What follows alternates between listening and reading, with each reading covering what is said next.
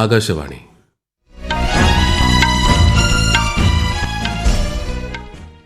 നമസ്കാരം. വാർത്തകൾ വായിക്കുന്നത് സുധിൻ സൈനുദ്ദീൻ.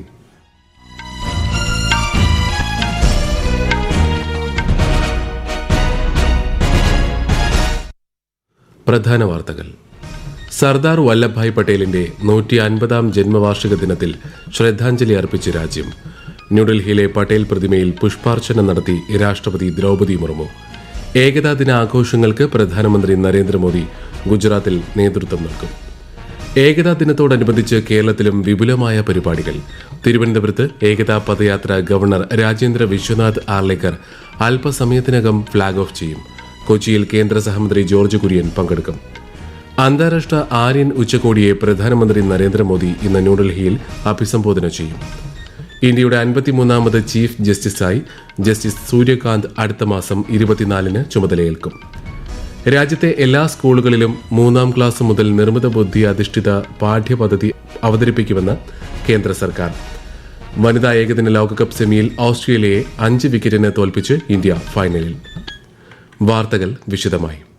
ഐക്യം, അഖണ്ഡത എന്നീ ആശയങ്ങൾ പകർന്നു നൽകിയ ഇന്ത്യയുടെ ഉരുക്കു മനുഷ്യൻ സർദാർ വല്ലഭായ് പട്ടേലിന്റെ 150ാം ജന്മവാർഷിക ദിനത്തിൽ അദ്ദേഹത്തിന് ശ്രദ്ധാഞ്ജലി അർപ്പിച്ച് രാജ്യം.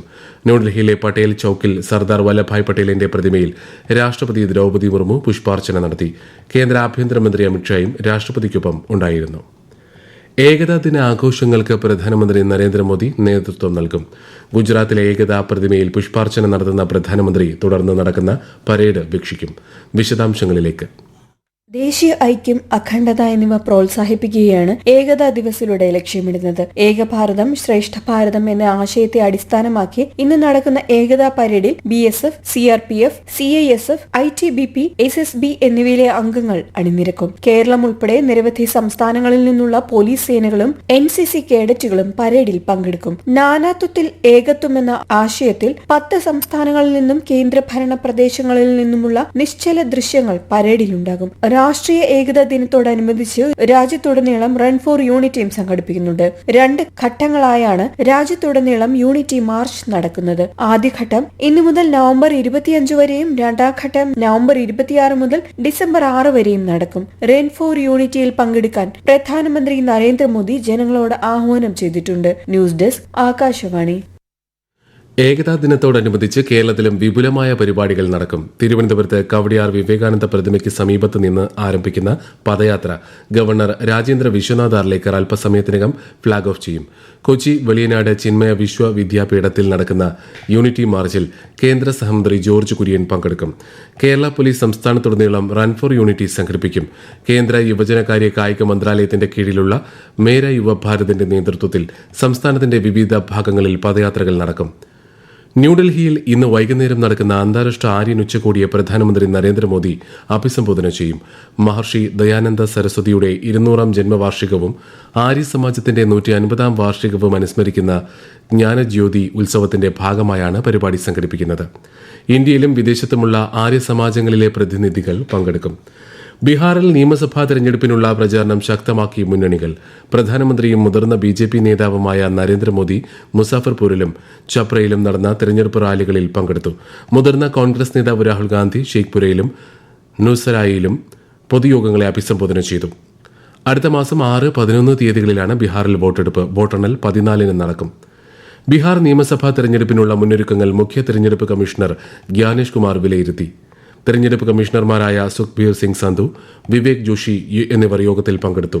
ബീഹാറിൽ സമാധാനപരവും സുതാര്യവുമായ തെരഞ്ഞെടുപ്പ് ഉറപ്പാക്കുന്നതിന് കർശന നടപടികൾ സ്വീകരിക്കാൻ മുഖ്യ തെരഞ്ഞെടുപ്പ് കമ്മീഷണർ നിർദ്ദേശം നൽകി. ജസ്റ്റിസ് സൂര്യകാന്ത് ഇന്ത്യയുടെ 53ാമത് ചീഫ് ജസ്റ്റിസാകും.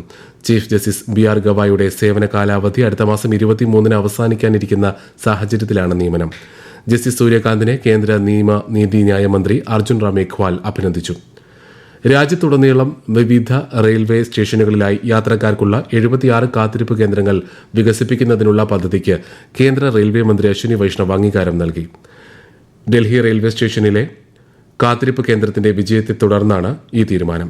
പുതിയ പാസഞ്ചർ കാത്തിരിപ്പ് കേന്ദ്രങ്ങൾ പ്രാദേശിക സാഹചര്യങ്ങൾ കണക്കിലെടുത്ത് നിർമ്മിക്കുമെന്നും റെയിൽവേ മന്ത്രാലയം അറിയിച്ചു. രാജ്യത്തിന്റെ സമ്പദ് വ്യവസ്ഥയിൽ കർഷകർ നിർണായക പങ്ക് വഹിക്കുന്നതായി കേന്ദ്ര കൃഷിമന്ത്രി ശിവരാജ് സിംഗ് ചൌഹാൻ. ന്യൂഡൽഹിയിൽ നടന്ന ദ്വിദിന FPO സമാഗം പരിപാടിയെ അഭിസംബോധന ചെയ്യുകയായിരുന്നു അദ്ദേഹം. രാജ്യത്തെ ചില FPOകളുടെ വിറ്റുവരവ് 100 കോടി രൂപയിലെത്തിയതായും അദ്ദേഹം പറഞ്ഞു. लगभग 52 लाख किसान FPO से जुड़े और जो जुड़े हैं वो फायदा महसूस कर रहे हैं. क्या हम ये टारगेट बना सकते हैं कि हम एक आध साल में कोशिश करें और 2 करोड़ किसान को FPO से जोड़. हम और आप मिलकर एक यूनिट है. कम से कम 50% का सालाना कारोबार 1 करोड़ हो जाए, ये हमारा टारगेट होना चाहिए. गुणवत्ता पर हम ध्यान दें. देखिए, चीज वही बिकेगी जिसमें क्वालिटी होगी. രാജ്യത്ത് എല്ലാ സ്കൂളുകളിലും 3ാം ക്ലാസ് മുതൽ നിർമ്മിത ബുദ്ധി അധിഷ്ഠിത പാഠ്യപദ്ധതി അവതരിപ്പിക്കുമെന്ന് കേന്ദ്ര സർക്കാർ. സങ്കീർണമായ വെല്ലുവിളികൾ പരിഹരിക്കുന്നതിന് AI-യുടെ ധാർമ്മിക ഉപയോഗത്തിലേക്കുള്ള പുതിയ ചുവടുവയ്പ്പാണിത്. പുതിയ പാഠ്യപദ്ധതി രൂപകൽപ്പന ചെയ്യുന്നതിന് IIT മദ്രാസിലെ പ്രൊഫസർ കാർത്തിക് രാമന്റെ നേതൃത്വത്തിൽ വിദഗ്ധ സമിതിക്ക് രൂപം നൽകിയതായും വിദ്യാഭ്യാസ മന്ത്രാലയം അറിയിച്ചു. രാജ്യത്തെ പുത്തൻ തലമുറ GST പരിഷ്കാരങ്ങൾ ഓട്ടോമൊബൈൽ മേഖലയിൽ ഗുണകരമായ മാറ്റങ്ങൾക്ക് കാരണമാകുന്നതായി കേന്ദ്ര സർക്കാർ. ട്രക്കുകൾ, ഡെലിവറി വാനുകൾ തുടങ്ങിയ വാണിജ്യ ചരക്ക് വാഹനങ്ങളുടെ നികുതി 18% കുറച്ചത് ലോജിസ്റ്റിക്സ് ചെലവ് കുറയ്ക്കുകയും കയറ്റുമതി മെച്ചപ്പെടുത്തുകയും ചെയ്തു. GST നിരക്കിലെ മാറ്റങ്ങൾ പുതിയ വാഹനങ്ങൾ വാങ്ങുന്ന ഉപഭോക്താക്കൾക്ക് ഏറെ സഹായകരമാണെന്നാണ് വിലയിരുത്തൽ. ഈ വാർത്തകൾ ആകാശവാണിയിൽ നിന്ന്. ആകാശവാണി വാർത്തകളും വാർത്താ അധിഷ്ഠിത പരിപാടികളും all India radio news Thiruvananthapuram YouTube ചാനലിലും @all India radio news Thiruvananthapuram Facebook പേജിലും AIR ന്യൂസ് _തിരുവനന്തപുരം ഇൻസ്റ്റഗ്രാം അക്കൌണ്ടിലും @AIR ന്യൂസ് _TVM X ഹാൻഡിലും ലഭ്യമാണ്. വനിതാ ഏകദിന ലോകകപ്പ് സെമിയിൽ ഓസ്ട്രേലിയയെ 5 വിക്കറ്റിന് തോൽപ്പിച്ച് ഇന്ത്യ ഫൈനലിൽ. ഓസീസ് ഉയർത്തിയ 339 റൺ വിജയലക്ഷ്യം 48.3 ഓവറിൽ 5 വിക്കറ്റ് നഷ്ടത്തിൽ ഇന്ത്യ മറികടന്നു. ജെമീമ റോഡ്രിഗസിന്റെ സെഞ്ചുറി മികവിലാണ് ഇന്ത്യയുടെ ജയം. ടോസ് നേടി ആദ്യം ബാറ്റ് ചെയ്ത ഓസ്ട്രേലിയ 49.5 ഓവറിൽ 338 റൺസാണ് നേടിയത്.